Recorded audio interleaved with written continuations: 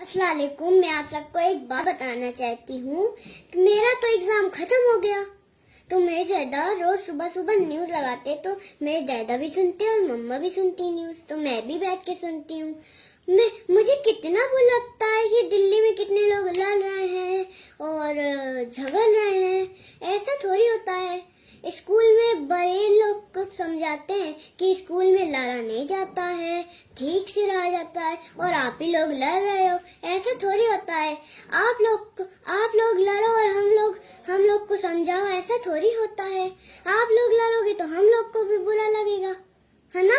तो मेरी बात अभी खत्म नहीं हुई। मेरे पास अभी बहुत ढेर सारी बात है, लेकिन मैं अल्लाह पाक से एक दुआ करना चाहती हूँ कि अल्लाह पाक किसी को लड़े नहीं, झगड़े नहीं।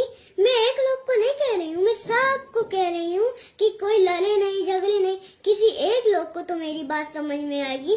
प्लीज किसी एक लोग को मेरी बात समझ में आए तो सबको बता दीजिए। अल्लाह पाक सबको वो चैन दे और अमन दे। या अल्लाह, जिसका घर जला है, जो मरे हैं, वो को सबर देना। और या अल्लाह, और दिल्ली में शांति करवा देना।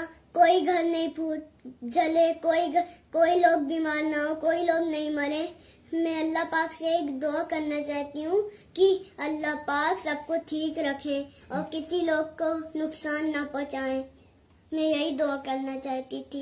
या अल्लाह सबको ठीक रखना। हमें देख के कितना अफसोस होता है कि कितने लोग का घर जल रहा है, कितने लोग एडमिट हो रहे हैं। कब ठीक होंगे ये लोग? या अल्लाह, हमको बहुत बुरा लग रहा है। सिर्फ एक लोग को मैं नहीं कह रही हूँ, सबको कह रही हूँ कि सब लोग ठीक हो जाएं और चैन और अमन दे।